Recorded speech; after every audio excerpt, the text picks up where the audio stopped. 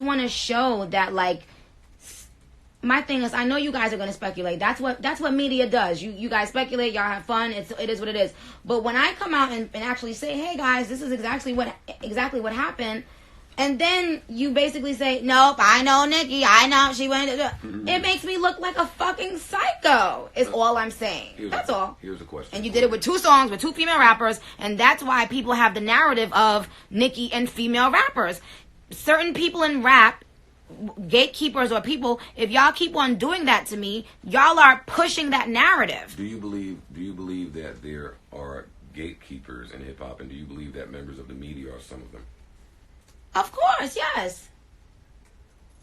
Who else would be the gatekeepers of hip hop? You gentlemen, you barbs chime in and tell me how y'all feel about it. Do y'all think that media members are gatekeepers? Definitely. Who else? I think so, 100%. Some of them. Hold on. Can we define gatekeeper at this point? Because steering the narrative and creating an opinion to me is not a gatekeeper. Because people online are going to believe what they want to believe.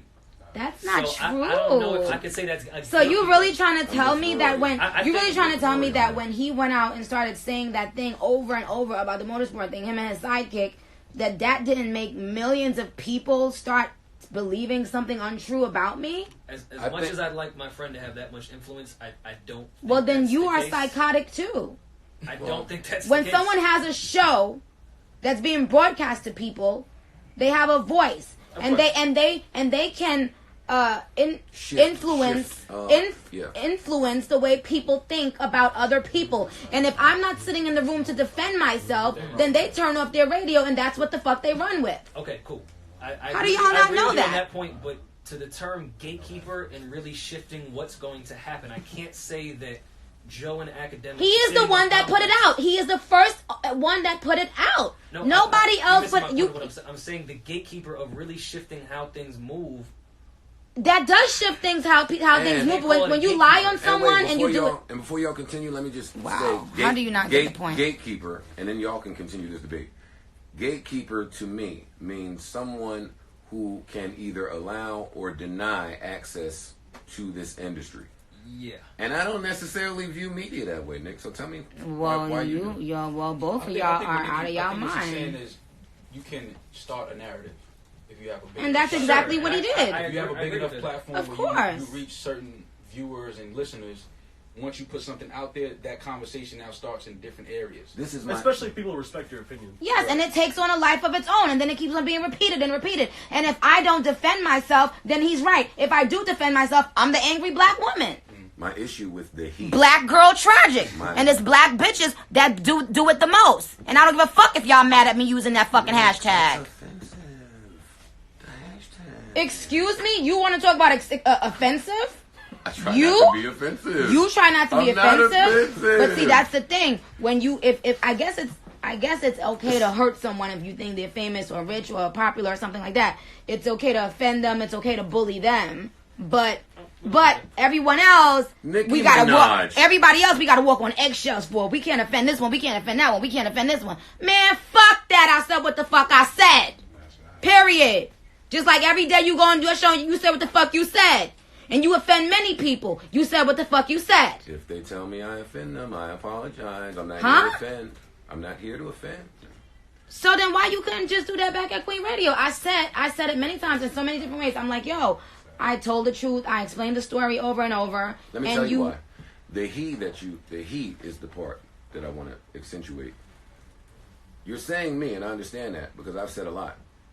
Later in that motorsport debacle, other people said some things. So we weren't just pulling from. Wait, let me finish. We weren't. Me and my what you call him, chipmunk. Me and Academic weren't just pulling out of osmosis. Keyword later on. Keyword later on. You and him were the first ones to start the narrative. So how can you not understand that there's an issue? Cardi is not getting her information from academics and myself. What? You know what I mean?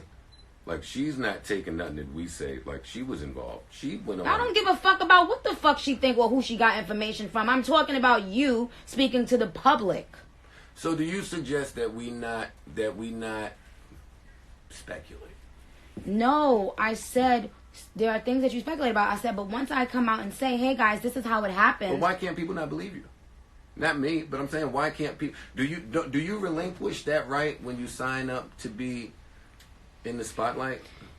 Don't you relinquish the right of people having to believe you or not?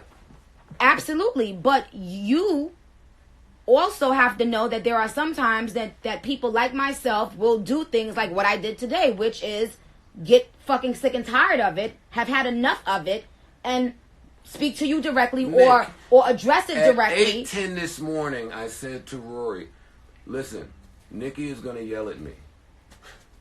Nothing was surprising about what happened. Good. I'm glad. My whole thing is you seem to be missing the point, and I think it's easy for people to pretend like, oh, it's not that big of a deal. Nobody's paying me any mind. No, you know, I'm doing a show, but I mean, people are making up their own. Y'all know damn well that you are influencing people's opinions when you say things about a particular person over and over, especially when it's the same kind of thing about that person. So that's why I brought up the Hot Girl Summer song. I was like, here we go again. I'm collaborating with a female again, and there's already from you some new lie that you're putting out there. You may not realize that it's a big deal, but it is. In Joe's defense, he gave you a lot of credit for your last album on this same platform. Like he's also giving you your flowers.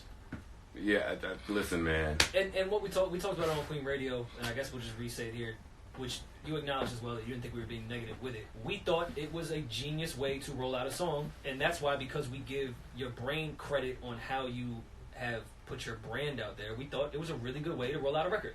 We thought you and Meg getting on there talking y'all shit was amazing.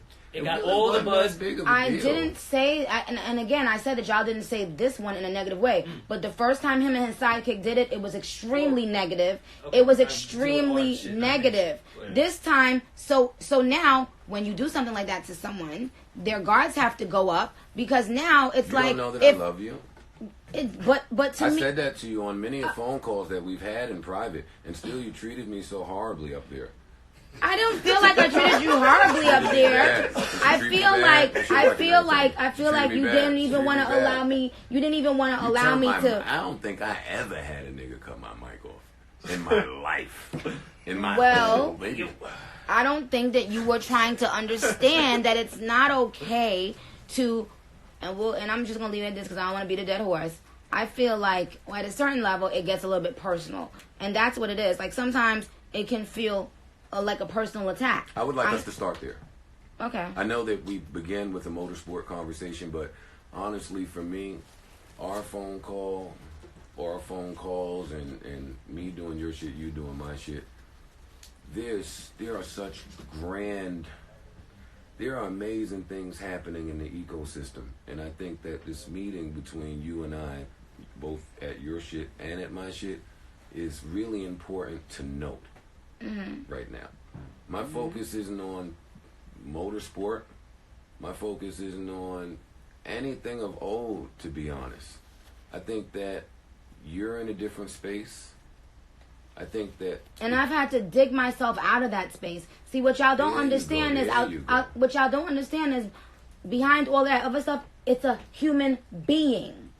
And when there's a big hate train, and that people like you and Charlemagne and people like that are spearheading, we're gonna get to that. Are spearheading Later, though. And people like DJ Envy, who was sending text messages today, but who was one of the people who I thought was my friend, who was up there DJ trying Envy to. has never said a bad word about a soul in his life. I just want to tell you who you're not talking serious, about. are you? Well, I've never heard it. And you know, I thought he was one of my friends. From Queens. He was. I always thought he was one of my friends, and then all of a sudden, it was just a lot of things, and I couldn't believe it. Like that was the one thing that I was just floored. I was just like, "Whoa, him!" I'm not getting into it. Okay. Because my point was, they have a different version of this story, by the way. Listen. And I'm not getting into all of that. Yeah. Well, when you're insecure, you tell lies. You tell lies because you don't want others to shine based on their talent sometimes. So I am going to tell the real deal. I always have the receipts to prove what I'm going to say. Always. And that'll never change.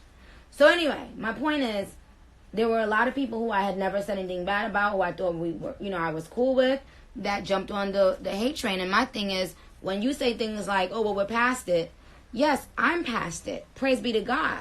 But you don't think everyone else? But no, not that. What I'm saying is, I still had to go through these things because of people like you who made a sport out of tearing down a young black woman who's done nothing but come in this game with an authentic come up, writing raps, and doing what the fuck was really actually necessary. No Instagram, no reality shows, no sucking DJs' dicks. Facts. Do you understand what I'm saying? And then to have people who I would think are smart enough to see that do nothing but tear me You're down. telling me people are sucking DJs' dicks. Yeah. People who are smart enough to see that and feel like it's okay. And I would think that people who are smart enough to recognize that would not join in that. But in fact, it was the opposite. The people who I gave that respect to, who I thought was like, tag, I'm not going to ever forget the work Nicki's put in. Just like I'm not ever going to forget the work Jay's put in, or Lil Wayne's put in, or Eminem's put in. Those people, those people came together. I just shitted on Eminem about a few months ago. Those people, those I people. beefed with Hov for years. Those people came together to try to end me. And sweetheart, before I get off this Insta, let me say this. It'll never fucking happen. You can go all of the everything y'all want to, every witch doctor in the motherfucking world. It'll never fucking happen. Praise be to God. I am who I am because I am who I am. You see, I don't have to go in a room with a bunch of men to create my sound, my image, my anything. I am who I am. Take it or fucking leave it. But I put in the motherfucking work. I put in the work. Good night. No, don't just hang up now. No, we did that enough. No, we did that enough.